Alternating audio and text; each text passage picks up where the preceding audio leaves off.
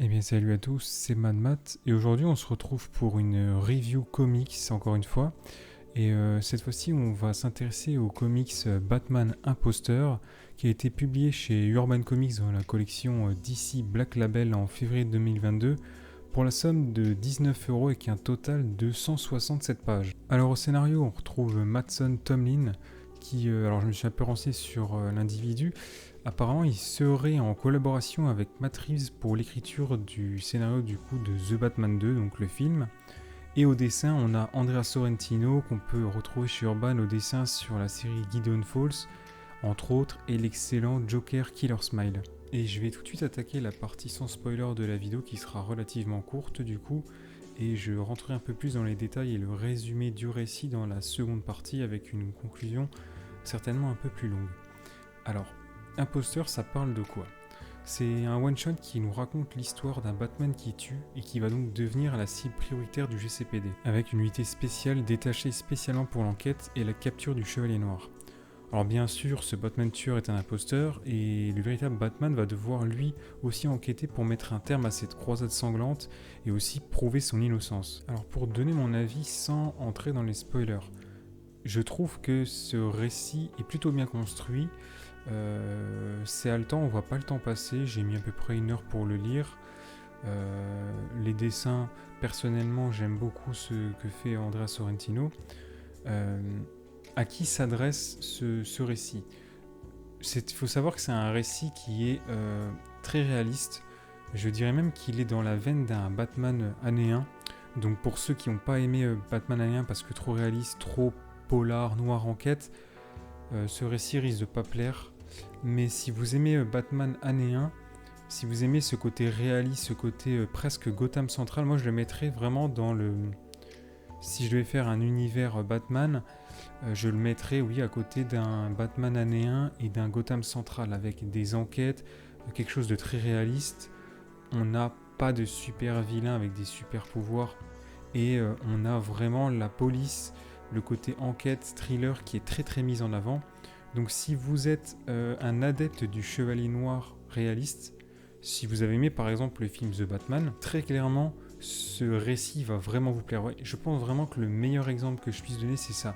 Si vous avez aimé le film The Batman, ce côté un peu crade de l'image, ce côté très réaliste, très terre à terre, et où on explore la psyché de Bruce Wayne, où on a entre guillemets beaucoup de passages de Batman sans son masque, où on voit l'homme derrière le masque, je vous conseille très fortement ce récit.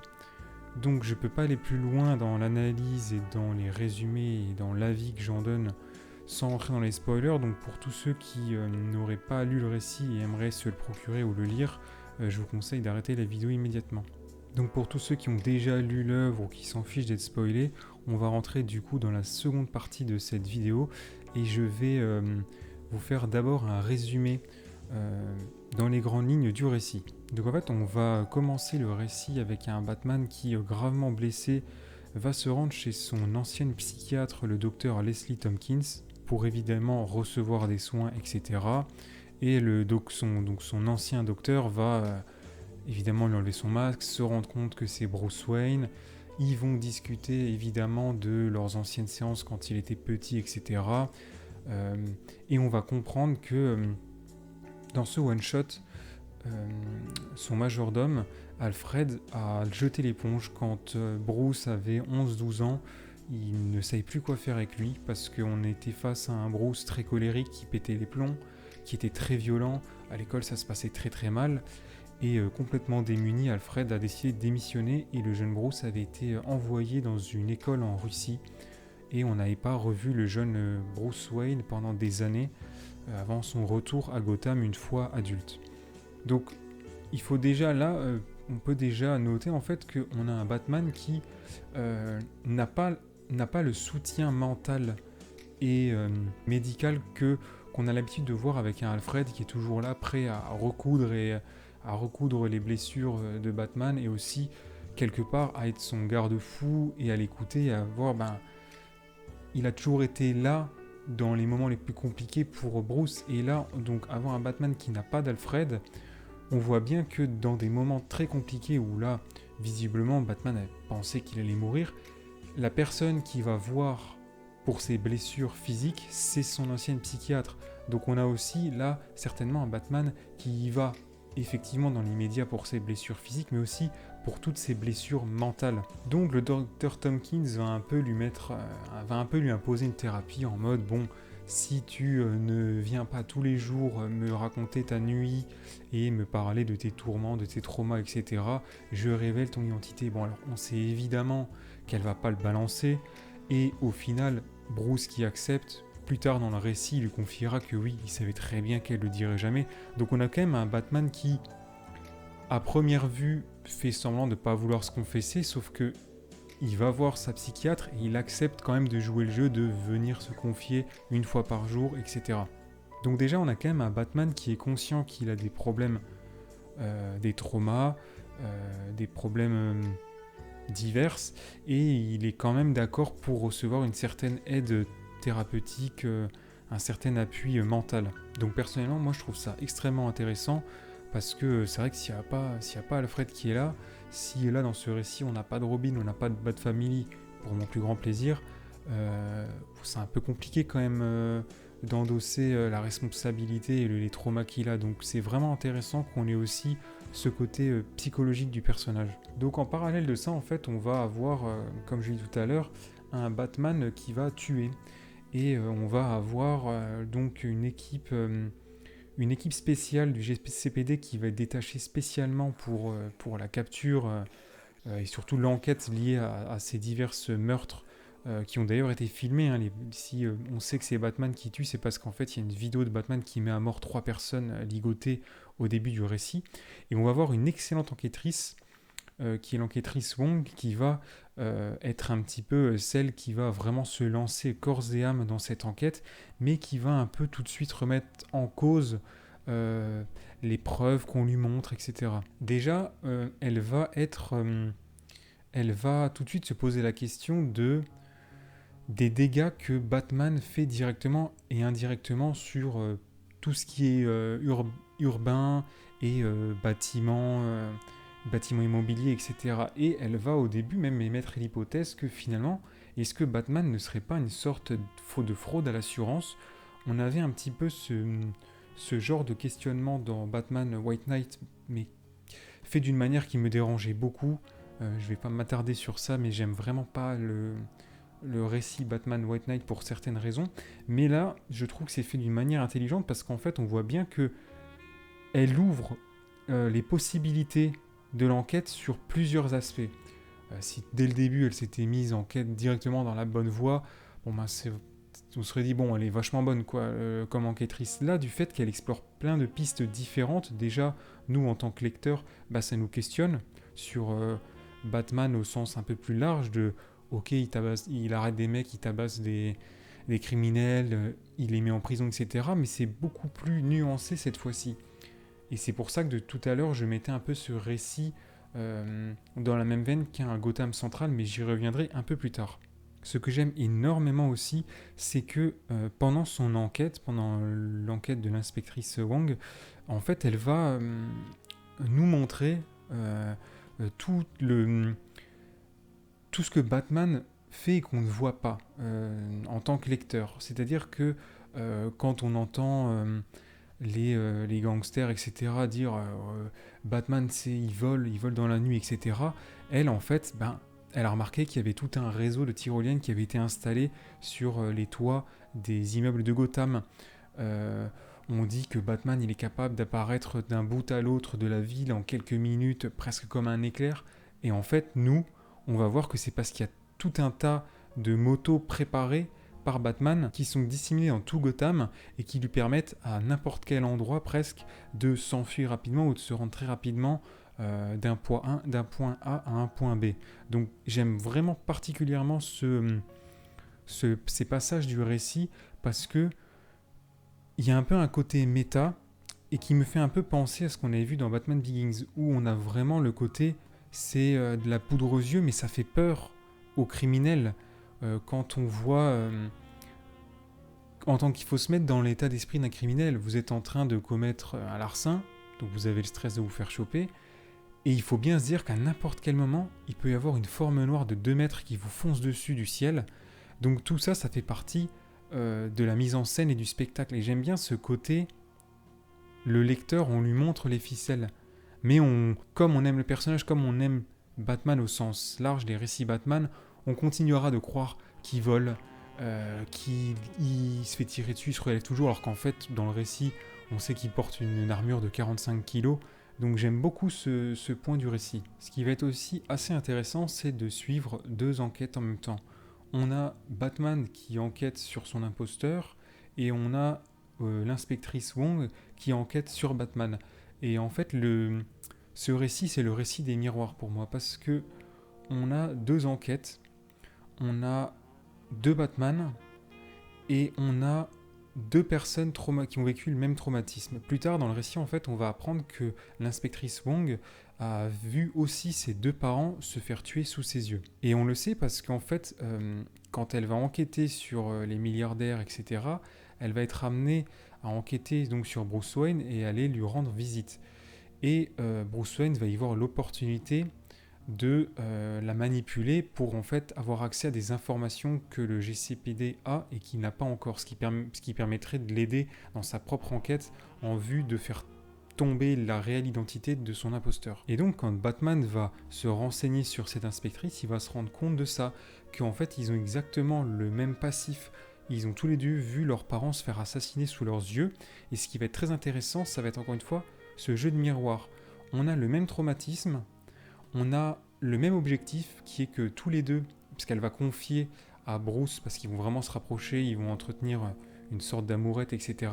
Elle va lui confier que depuis ce jour-là, depuis qu'elle a vu ses parents se faire tuer, eh bien en fait son but ultime, c'est que personne ne vive ce qu'elle a vécu.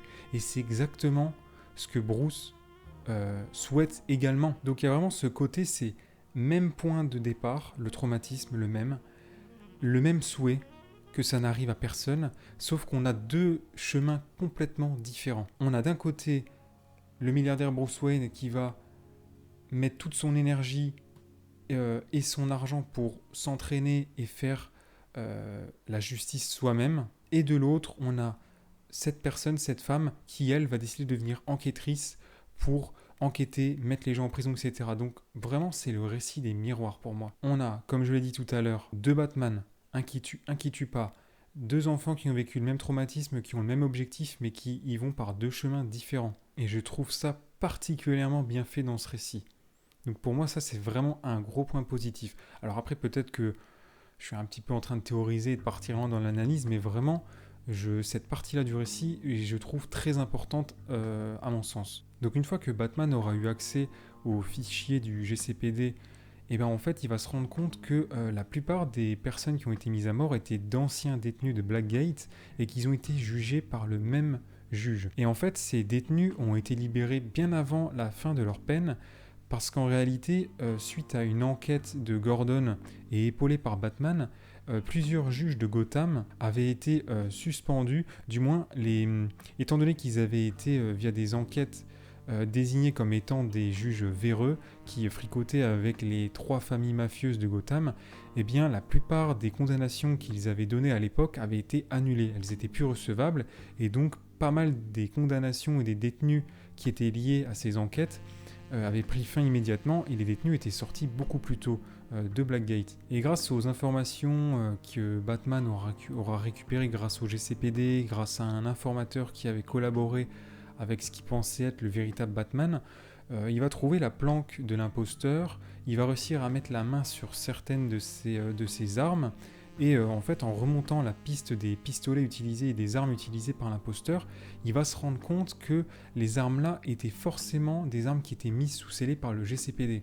Donc il va très vite comprendre qu'en réalité l'imposteur est quelqu'un qui a accès au scellé, et que par conséquent c'est très certainement un agent de la police de Gotham. L'inspectrice Wong va également arriver à la même conclusion presque en même temps, toujours ce récit en miroir où les 2 personnages, les 2 protagonistes, en fait comprennent au fur et à mesure de l'enquête quasiment en même temps, donc le timing vraiment joue en écho entre les 2 personnages là, c'est vraiment très bien fait. Et donc pour vérifier tout ça, pour bien vérifier effectivement qui a eu accès au scellé dans le commissariat de Gotham, Batman va aller voir l'inspectrice Wong et lui demander un accès au registre. Et en fait, elle va lui tendre un piège, elle va lui donner rendez-vous sur un toit, etc. Et en fait, au même moment, l'imposteur était là, vu que on va comprendre très rapidement qu'en fait c'est un collègue de l'inspectrice. En réalité, il voulait assassiner sur le toit l'inspectrice parce qu'elle était à deux doigts de comprendre qu'en fait c'était un de ses collègues qui était derrière le masque de l'imposteur et par la même occasion tuer Batman. Et on va donc avoir cet affrontement final où l'inspectrice se fait tirer dessus par son collègue Hatcher, qui est donc l'imposteur. Batman va essayer de la secourir, de la sauver. L'imposteur va s'en prendre à Batman pendant ce laps de temps. On va avoir entre guillemets un duel à mort sur le toit. Et Batman va donc neutraliser Hatcher. Et ce dernier en fait refusera de se faire sauver par Batman parce qu'en fait il chute du toit, Batman le rattrape. Et en fait Hatcher préfère mourir. Il plante un batarang dans la main de Bruce. Bruce évidemment ouvre sa main et on a Hatcher qui tombe et qui décède. On arrive à la fin du récit mais on a quand même les répercussions de cette mort, qui est que on a un corps, qui a la panoplie de Batman, et en fait, d'une certaine manière, c'est dit dans le récit, l'imposteur a gagné parce qu'il a sali l'image de Batman, parce que ça va être très dur maintenant pour le public, pour l'histoire de Gotham, de refaire confiance, parce qu'on a quand même eu des vidéos où on a vu un Batman meurtrier qui tuait à tour de bras des mecs. Donc même si une enquête est en cours, qu'on commence à comprendre que c'était un imposteur, il y a cette idée de le symbole qu'est Batman a été sali par cet individu. Il a réussi à salir Batman là où plein d'autres super vilains dans d'autres récits n'ont pas réussi en fait. Et si on avait eu ça dans une continuité, je pense pas qu'on aurait une fin qui laisse une image, un symbole du Batman sali, parce que ça aurait été compliqué d'écrire encore derrière. Là, du fait que ce soit un one-shot, eh bien, ça laisse une fin qui est ouverte au spectateur de se questionner sur effectivement que faire, comment faire pour redorer le blason, pour redonner espoir dans le symbole qu'est Batman. Et je trouve ça vraiment très intéressant. Alors plus tôt dans la vidéo, je disais que je mettais ce comics dans la lignée des Gotham Central. Et en fait, si je dis ça, c'est pas uniquement parce qu'on est tout au long du récit avec la police de Gotham, les enquêteurs, etc. Mais c'est aussi parce qu'on voit qu'au sein du GCPD, Batman divise énormément. Parce qu'en fait, il se substitue à ce que doivent être les policiers et les enquêteurs, et en fait, ça plaît à très peu d'agents de police, et ce qui est en réalité tout à fait compréhensible. Gordon, c'est bien beau qu'il l'aide, etc. Dans la plupart des récits, Gordon est content d'avoir Batman à ses côtés, c'est son ami qui vient l'aider, etc. la nuit, mais pour l'officier de base, Batman lui vole son taf, et il les fait passer un peu, pas pour des idiots ou des incapables, mais d'une certaine manière, si quand même. Alors évidemment que les menaces sont... dans les autres récits, on a des super vilains, etc. Et c'est très bien montré dans Gotham Central. Je vous encourage vraiment à lire ce qui pour moi est vraiment ce qui te fait de mieux chez DC. Vraiment, je le classe dans le haut du panier. Quand on a un Mr. Freeze qui se bat contre un Batman dans les récits, oui, c'est violent, etc. Mais il n'y a pas vraiment de conséquences. Et dans Gotham Central, dès le début du récit, on nous montre ce qu'un simple Mr. Freeze est capable de faire comme dégâts sur des simples officiers de police en fait. Et ça va être un peu compliqué pour moi de faire une conclusion avec les positifs et les négatifs parce que j'ai vraiment eu un coup de cœur sur ce récit, j'en attendais rien. J'ai lu ça un peu sans savoir ce que c'était, je me suis laissé prendre au jeu et ça a été une excellente surprise. Donc j'aurais du mal à lui trouver des points négatifs comme c'est vraiment un coup de cœur pour moi. Alors du coup, je vais plutôt vous le vendre. Je vais vous donner en fait mes plus concernant ce récit. Bon alors ça c'est personnel, mais les dessins, j'aime beaucoup les dessins de Sorrentino. Je pourrais très clairement les voir sur un Batman Year One par exemple. On a un côté enquête que j'aime beaucoup. J'adore les récits Batman avec des enquêtes. Un Batman qui fait pampan la bagarre, c'est pas le Batman qui me plaît. Moi, vraiment, mon délire, voilà, c'est Batman Year One. Honnêtement, c'est avec ça que j'ai commencé Batman, et peut-être aussi, du coup, que c'est la nostalgie qui parle, mais c'est vraiment ce qui me plaît le plus dans les aventures du Chevalier Noir. On a encore une fois tout ce côté de miroir, l'exploration de la psyché de Bruce, avec des origines un peu différentes concernant Alfred qui est parti, etc. Donc on a un Bruce qui est beaucoup plus, enfin un Batman qui est peut-être beaucoup plus nerveux, beaucoup plus instable. C'est vraiment quelque chose d'assez intéressant. Ça change un peu de tout le temps avoir Alfred qui est là et surtout d'avoir un Chevalier Noir qui finalement il va bien. Dans plein de récits on nous dit ah le Chevalier Noir il est tout seul, il est sombre, etc. Il a une Bat Family, ils sont 40 dedans. Et c'est... Bon après voilà, hein. Mais c'est vrai que là d'avoir un Batman qui... Il a vraiment l'air d'être seul, ça change et c'est très plaisant. Je l'ai dit tout à l'heure aussi, mais on a l'aspect financier, ce que coûte Batman directement ou indirectement, avec toutes les destructions de biens publics, de bâtiments privés, d'immobilier, etc. Et c'est fait d'une manière que je trouve personnellement beaucoup plus intelligente que dans un récit comme Batman White Knight. Mais ça c'est aussi parce que j'ai une petite dent contre ce récit, et peut-être qu'un jour j'en ferai une vidéo. Et vraiment, ce qui m'a énormément plu, c'est cette double enquête, vraiment, même visuellement. On a des planches qui sont vraiment, c'est symétrique, on a d'un côté Batman, de l'autre côté l'enquêtrice Wong, qui tous les deux en même temps arrivent aux mêmes conclusions parce que l'enquête, chacun de leur côté, ça avance presque en même temps. Et il y a toujours ce côté de même objectif, mais un chemin différent. Et ça, vraiment, ça me plaît énormément. Je n'ai de cesse de le répéter durant toute la vidéo, mais c'est vraiment, je pense, un des plus gros points forts de ce récit. C'est vraiment très bien écrit de ce côté-là sur l'enquête. Bon, avec tout ça, si je vous ai pas donné envie de le lire, je sais pas quoi faire. Après, comme je l'ai dit, si vous êtes plus dans un Batman type Batman Silence, ou plutôt un Batman de la continuité en fait, parce que quand même c'est un récit Black Label, donc il faut le prendre comme un one-shot. Ouais, si vous êtes plus dans un Batman qui est dans la continuité, qui a plutôt des origines classiques telles qu'on les connaît avec un Alfred, etc. Si vous voulez peut-être un peu plus d'action, de bagarre, si vous voulez surtout quelque chose de pas terre à terre, si vous voulez voir des super pouvoirs ou des super vilains, c'est vraiment pas un récit que je vous conseillerais. Voilà. Par contre, si vous aimez un Batman réaliste, si vous avez apprécié Gotham Central, si vous avez apprécié Batman année 1, mais foncez les gars, vous allez passer 160 pages de lecture vraiment très plaisante. En tout cas, j'espère que cette vidéo vous aura plu. Elle est beaucoup trop longue. Putain la vache, si je vous fais une review d'un comics de 500 pages, là je vais vous taper une vidéo de 5 heures, là c'est obligé. Quand je vois que là j'en suis à 20 minutes et quelques, je crois, de vidéo, ça va être extrêmement long. Je vais essayer de vous animer un peu ça avec des images comme j'avais fait pour la première vidéo, même si ça me prend pas mal de temps parce que c'est vrai que je suis pas habitué. Ça fait longtemps que je faisais plus de montage vidéo, etc. Enfin bon bref, la vidéo est déjà bien trop longue, je vais pas non plus raconter ma vie. En attendant les gars, j'espère que ça vous a plu.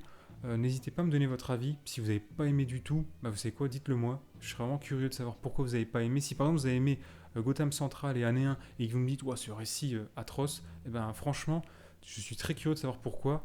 Et c'est pas du tout de manière ironique, j'ai vraiment bien envie de savoir qu'est-ce qui vous a déplu dans le récit. C'est aussi très intéressant de confronter les avis, donc n'hésitez pas.